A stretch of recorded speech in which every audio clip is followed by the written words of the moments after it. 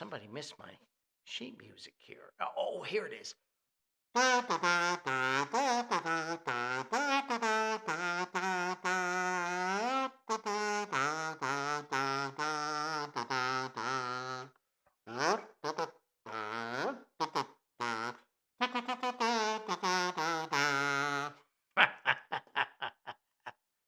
Hello, hello, hello. Silver bells mixed with Deck the Halls. Somebody, they messed my sheet music up and they put Deck the Halls in there. It's supposed to be Silver Bells, the most annoying songs of all time.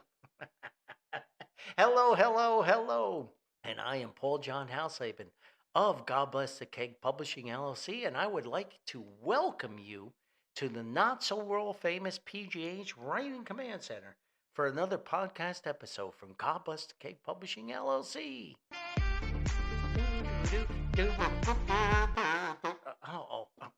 Yeah, put my finely tuned instrument away. I get carried away. And welcome. If this is your first time tuning into the podcast, then welcome. If you're a longtime listener or a subscriber, then welcome back. And we're just thrilled you're here to join us for this podcast episode. And I am Paul John Hausleben of God Bless K Publishing. I am the flagship author, chief photographer, music reviewer, music critic, chief cook, bottle washer, do everything guy here at God Bless K Publishing LLC with a little help from my friends.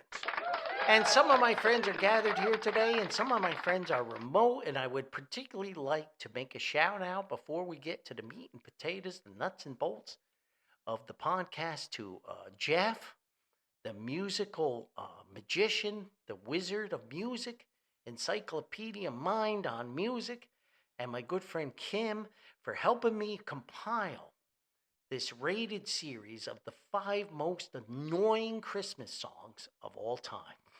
And we just, yeah, right?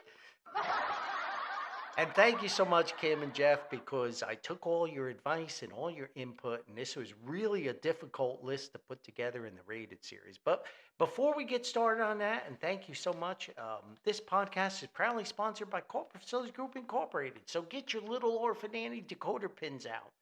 The leader in technical consulting, facilities maintenance, facilities management, and operations, as well as property maintenance and management services throughout America. Check CFG out on the web at www.corporatefacilitiesgroup1.com. That's www.corporatefacilitiesgroup1.com. You can also click on the little link koozie in the podcast episode website and let the magic of the internet take you to CFG's website. Many thanks to Lydia, Steve, and Liliana, and Summer the doggy, and Smokey the kitty cat at CFG Incorporated for sponsoring this podcast. Thank you very much. And if you are interested in sponsoring the podcast, please send us an email to godblessthecakpublishing@gmail.com. And we'll be sure to check out your information, see if it's a match, and maybe we can work a little deal here. I'm Paulie, I'm from New Jersey. We can work a little deal. And also, if you have a charity, a goodwill function, a special event, I know the holidays are, Christmas is it's only a couple weeks away. So if you have any special events, send those to godblessthekegpublishing@gmail.com. And Paulie would be proud to announce those and happy to do so for no charge on the podcast episode. We do have one, my old stomping grounds in North Haledon, New Jersey. We have Breakfast with Santa Claus. It is the 9th annual Breakfast with Santa Claus event, and it is sponsored by the North Haledon Education Foundation. It's on the 13th of December, 2025, 8:30 in the morning to 10 o'clock in the morning. And then another session after Santa Claus takes a little break from eating pancakes and all kinds of good stuff. Another session from 10:30 a.m. to 12 noon. And that is at the High Mountain School Cafeteria, 515 High Mountain Road in North Haledon, New Jersey, 07508. My old stomp grounds, good old North Haledon. Fond memories. For information, you can contact them at November Hotel Echo Foxtrot at gmail.com. That's the North Haledon, New Jersey Education Foundation Breakfast with Santa Claus, 9th annual event for Old Santa and pancakes. Sounds like a great time. So here we go. And as I mentioned, oh my gosh, Christmas, glorious, glorious Christmas music. And I'd like to thank all the folks that sent me emails, and I'm going to try to help some folks about the golden age of Christmas music podcast. I'm going to try to help some folks find some of those old recordings that I mentioned, because I know some of them are very difficult to find, particularly the Waldo de los Arreos recording. So I do have it on CD. Worst comes to worst, I'm not adverse to burning a copy and sending it out to folks. So got to do my best to give some of the folks links to finding some of those recordings. And the Burt Camford recording I mentioned, another expensive, not difficult to find on vinyl, but difficult on modern recording outlets. So, got to do my best. So, thank you so much. And I have to think that my old man was right about his rules and regulations and not spinning music, Christmas music, until after Thanksgiving. Because, in my opinion, and no offense to people that listen to Christmas music year round, but I'm a seasonal guy. And, I mentioned, if you listen to my other music, Jethro Tull, it comes on in the autumn of the year. And ELO's my summer band. And all these things that kind of revolve. I think the seasons need to be what the seasons are. And just for me, if you leave your Christmas tree up year round, the Christmas lights, it's not so special when it's finally Christmas time, because it can be kind of like commonplace. Oh, my Christmas tree's up year round. And to me, that loses the magic of putting it up and decorating it, and that first couple songs of the Christmas season when they come on. But here we are, as many glorious Christmas songs as there are out there, and there's, I mean, probably more beautiful music written about the Christmas season than any other. If you take the church and the secular music. And I'm going to try to do, I have so many different Christmas things and Christmas requests for podcasts. And I have my Christmas books, the New Jersey Christmas Tale, which is my twist on A Christmas Carol by my favorite author, Charles Dickens. And folks want to talk about that, and I just don't have as much time as needed, and it's such a short period of time this year between Thanksgiving and Christmas. So I'm going to do my best to get to that. But Christmas music, they start playing it around Labor Day. And then you got 24/7 Christmas stations. You got the internet, and I get all that. But for me, as much glorious Christmas music as there is out there, there's some pretty awful Christmas music too. And, it's sitting with my buddy Jeff and my friend Kim, they were throwing things out on the wall and giving Paulie all these ideas. And it made me realize, oh my goodness, for every beautiful, beautiful Christmas song, there's like 10 horrible songs. I almost wish that I didn't have the 5-1 rule.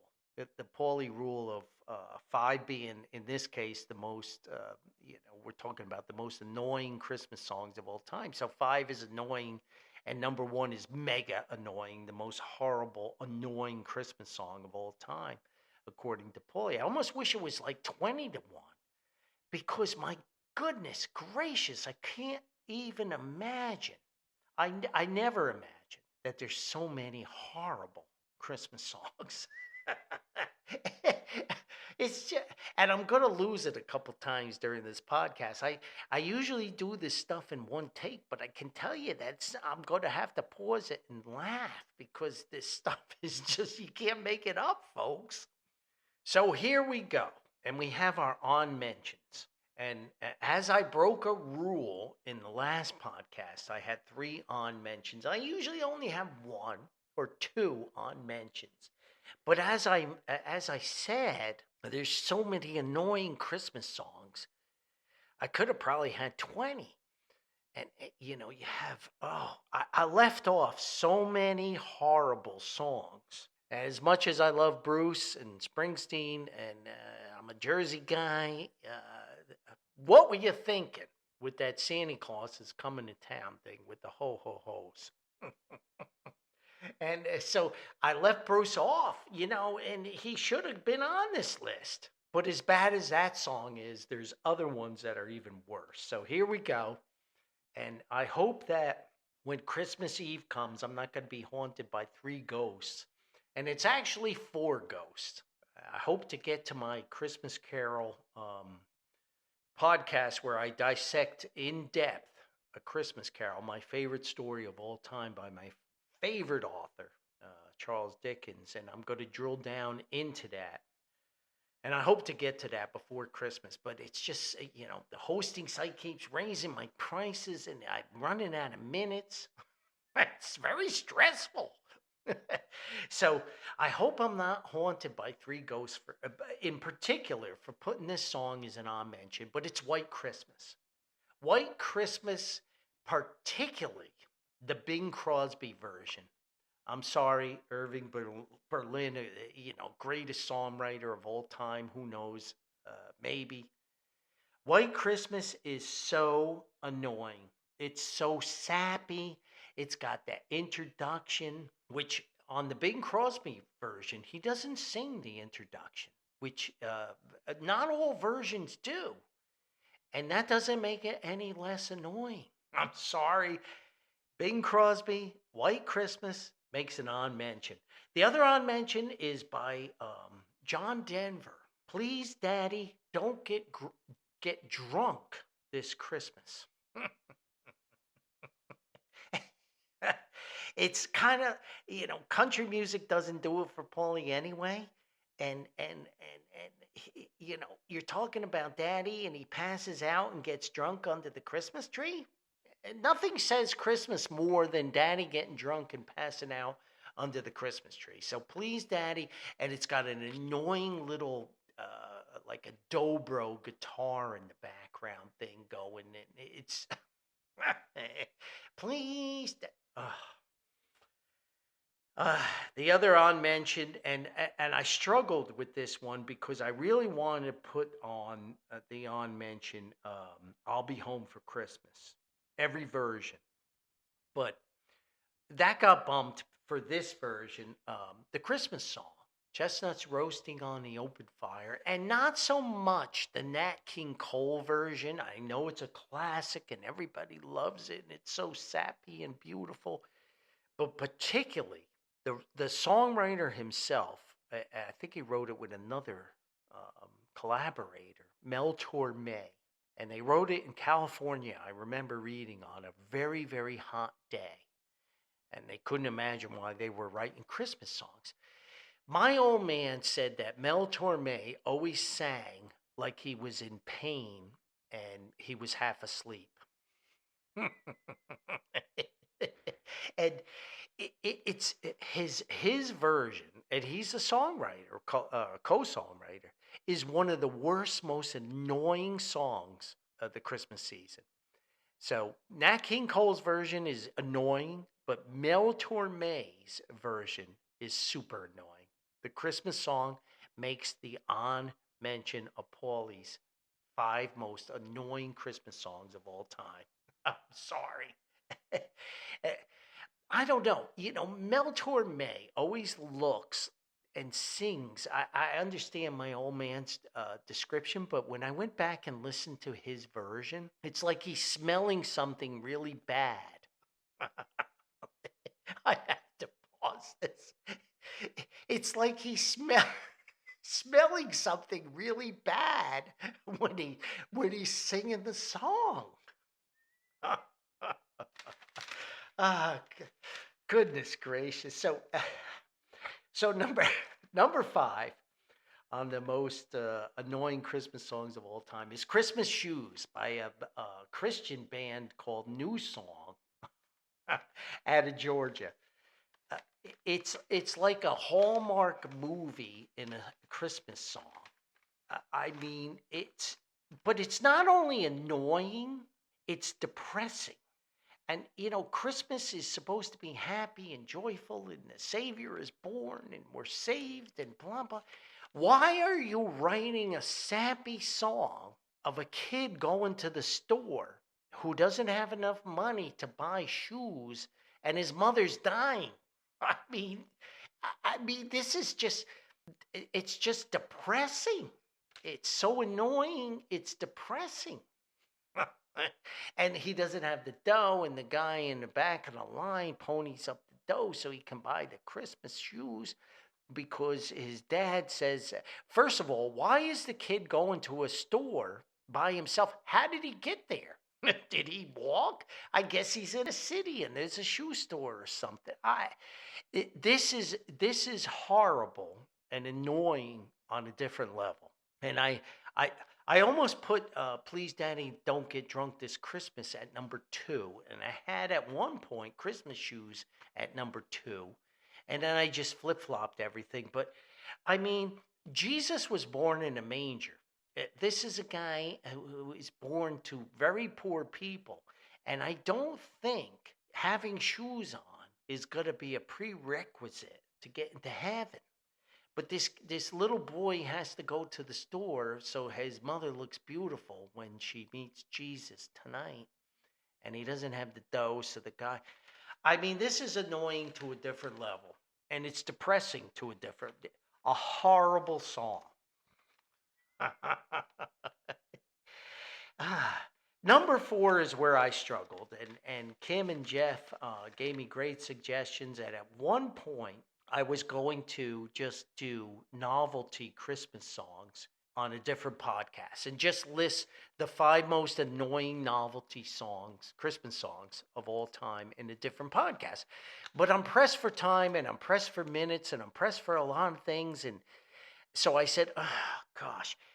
But the deciding factor was that one novelty Christmas song was so much more annoying and horrible than the other ones that I decided to separate it and just make a category. Category number 4, figure number 4 is just Christmas novelty songs.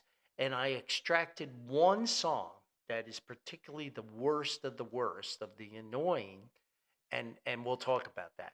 So here we go. So we have the Chipmunks. Christmas Don't Be Late, right? And then Alvin. So we have the Chipmunks Christmas song. Then we have the great classic of Grandma Got Run Over by a Reindeer by Patsy and Elmo.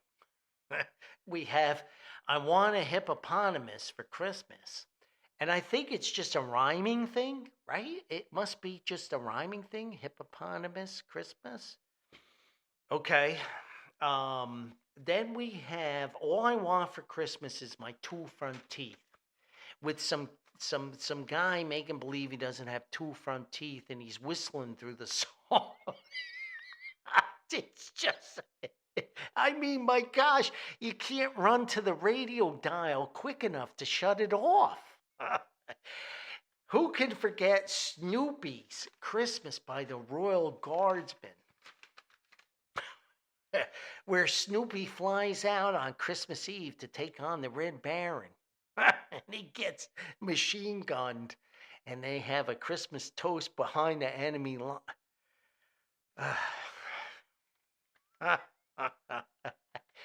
Then we have the barking dogs barking to Jingle Bells.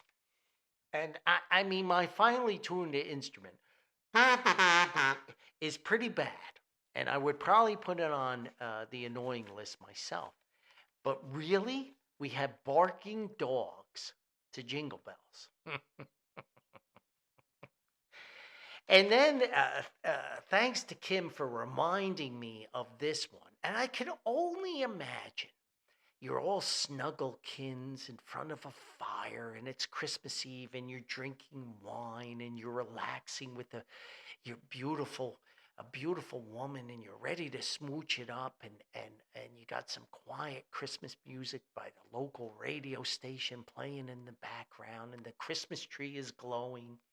And it's all beautiful, and you're in love, and it's Christmas magic. And all of a sudden, Blue Christmas by Porky Pig.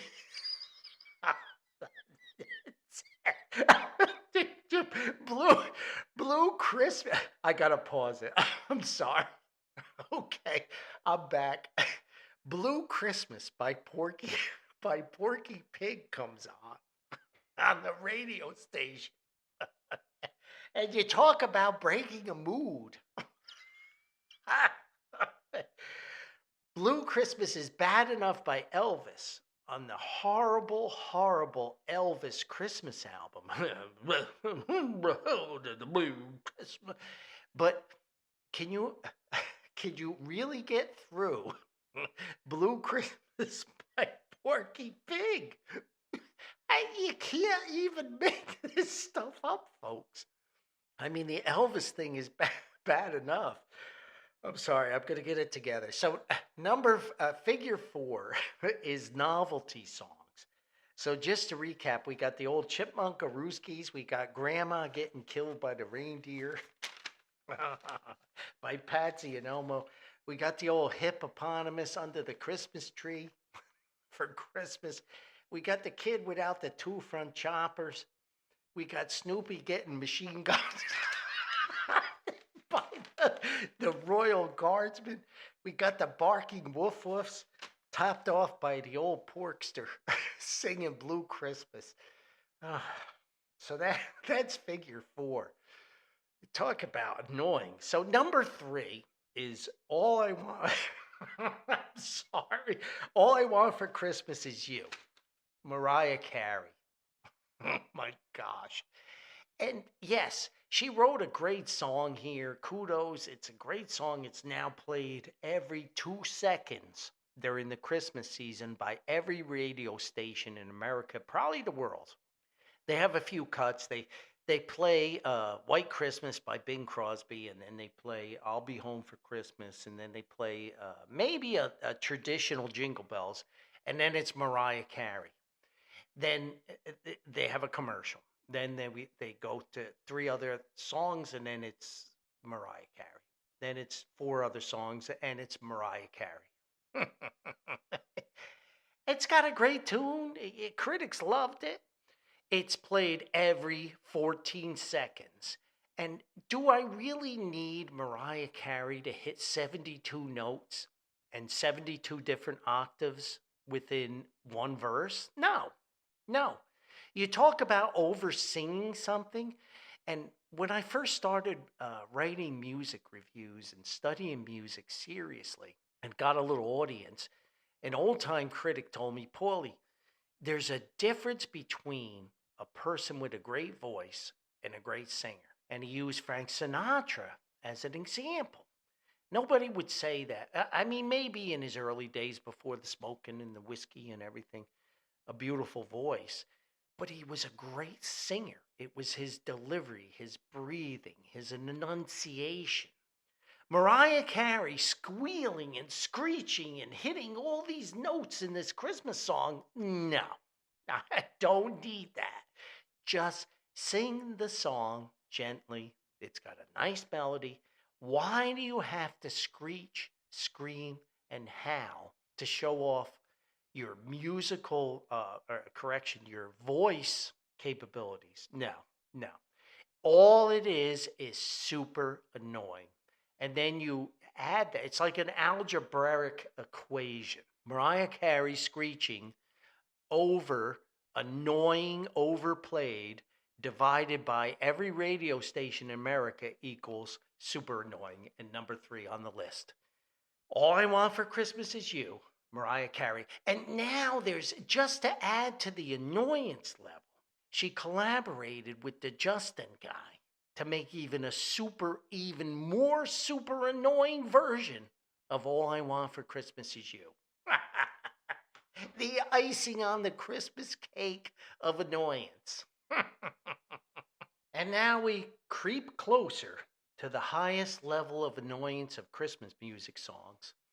And we reached the coveted 2 position, figure 2. And figure 2 is what I extracted from the novelty songs, because this particular song is so much more annoying than even the Chipmunks and even Porky and the grandma and Patsy and the hippo and the two front choppers. Number 2 is Dominic the Christmas Donkey. Dominic the Donkey by this chap named Lou Monte. Yeah, I looked up Lou, and he seems like he was a heck of a nice guy. He's a Jersey guy. He was born in Brooklyn, and he moved to Jersey. Got Jersey roots. I hate to do this to poor Lou. And Lou, he rose to fame as this Italian American guy, and he sang all these crazy songs. And Dominic the Donkey is so annoying that I don't even know how to classify it. It's about a donkey who's a Christmas donkey, and he helps Santa Claus deliver presents. At least that's the best I could figure out from the lyrics. And he actually has some co-writers who helped him write this mess of a song. And it has hee-haws in it. And Lou actually, he wrote another novelty song, which was a gold record. I mean, people struggle for success, and Lou found a formula. He wrote this song called Peppino, the Italian mouse, and it's about a mouse. It's about a mouse who lives in the walls, and he drinks wine, and it was a big hit. Anyway, I'm sorry. So Dominic the Donkey is, and at the end of the song, he does this outro, and as bad as my imitation Italian New Jersey accent was for my cranberry sauce and stuffing podcast when I did Mr. Zipparelli, or attempted to do a very, very bad Italian accent, Lou Monte, on the outro of Dominic the Donkey, he goes, Bonadata! I mean, this song it's so annoying that I extracted it from the other novelty songs and landed it at number 2. And I researched it.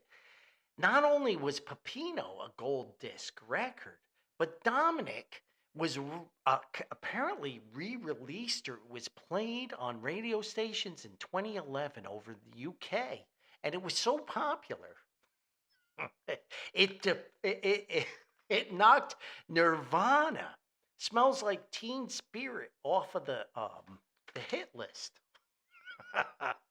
So what do I know? So figure 2 is the just awful, annoying Dominic the Donkey by Lou Monte. Sorry, Lou. You seem like you were a great guy, but I can't take it.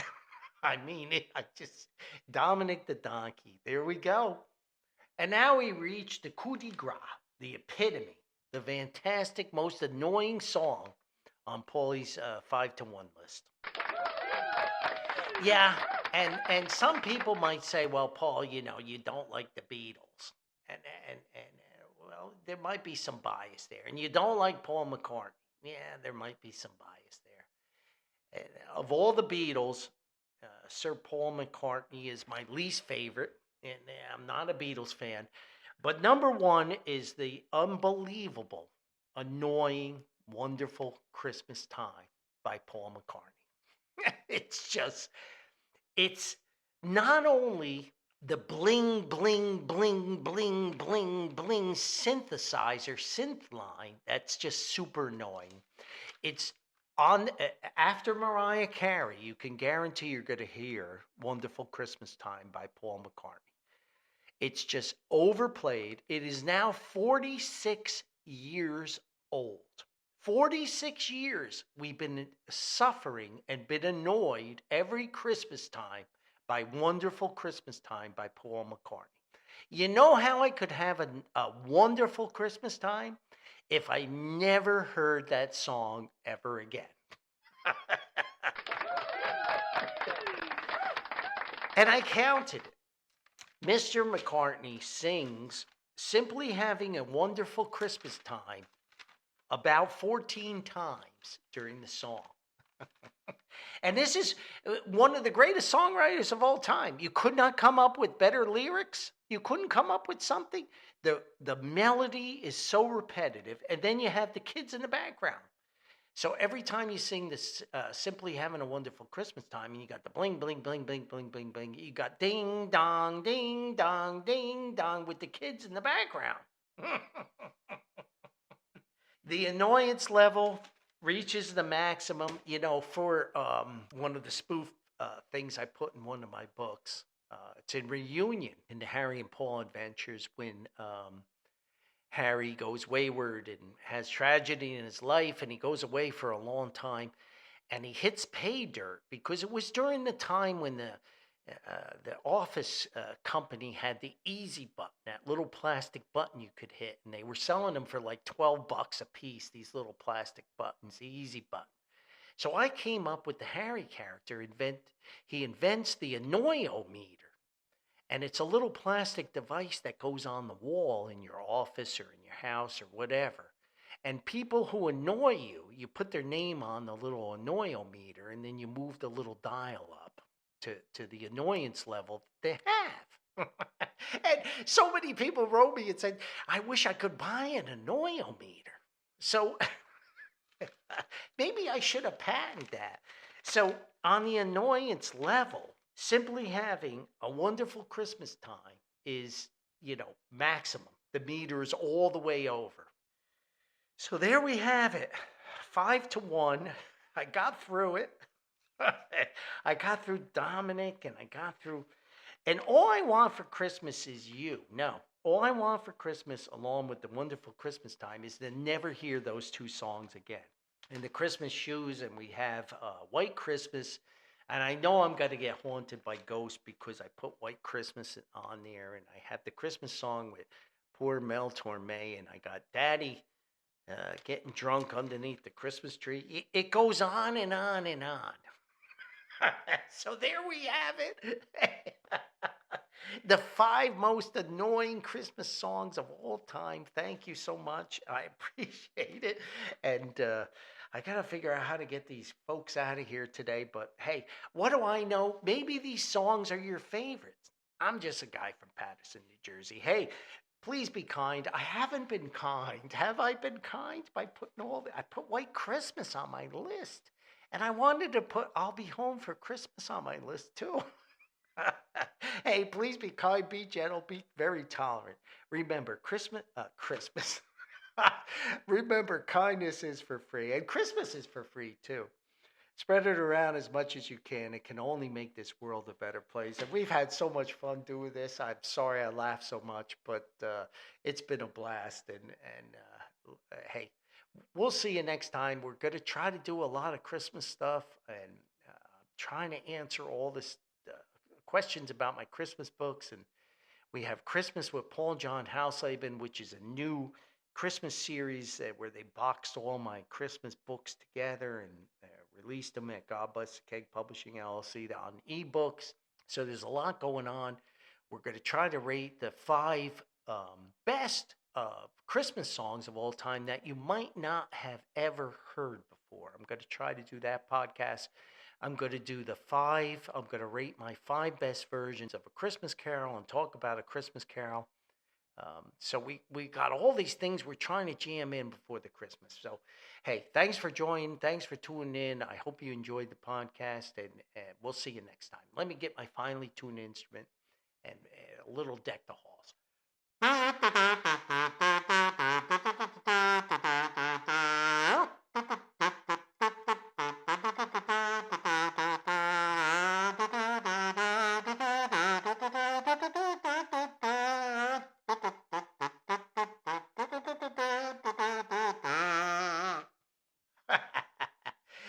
We'll see you next time. Bye-bye.